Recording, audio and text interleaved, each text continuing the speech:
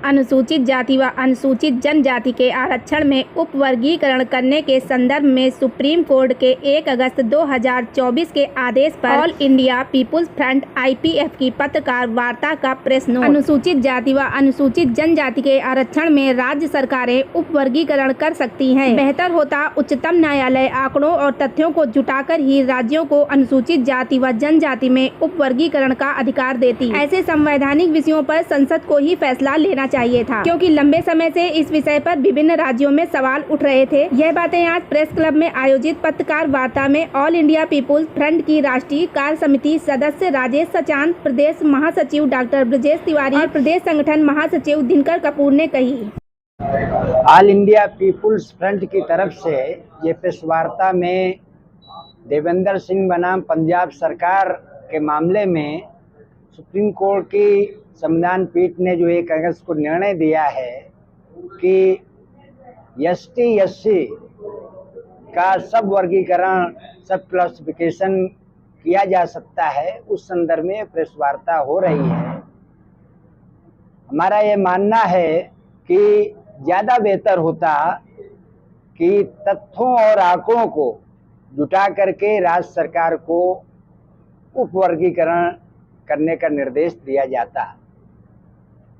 हम जानते हैं कि आज जो स्थिति है उसमें महज उपवर्गीकरण से ये सामाजिक न्याय का मामला हल नहीं हो सकता, क्योंकि जो कोटा है अनुसूचित जाति और जनजाति का आज़ादी के बाद से ही आरक्षण लागू है। बावजूद इसके वो कोटा खास तौर पर उच्च श्रेणी की नौकरियों में फुलफिल नहीं हो रहा है, और इसीलिए हमारी ये मांग है कि क्रीमी लेयर वगैरह का भी जो बात आ रही है वो भी गैर वाजिब है, उसका मतलब नहीं है।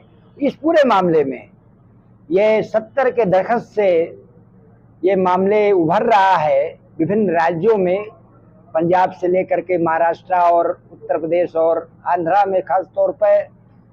बावजूद इसके संसद ने अपनी भूमिका का निर्वहन नहीं किया। ऐसे महत्वपूर्ण संवैधानिक विषयों पर संसद को ही निर्णय लेना चाहिए था।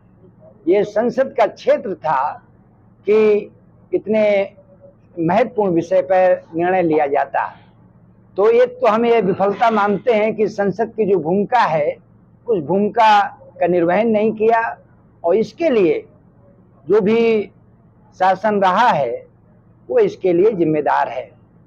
इसके अलावा हमारा मानना है कि 341 और 42 को लेकर के एक स्पष्ट निर्णय सुप्रीम कोर्ट ने दिया है कि कोई भी राज्य सरकार जो प्रेसिडेंट की सूची है अनुसूचित जाति जनजाति की, उसमें कोई बदलाव नहीं हो सकता। इसलिए ये भ्रम की स्थिति कतई नहीं है कि कोई राज्य सरकार किसी जाति को निकाल देगी या शामिल कर लेगी।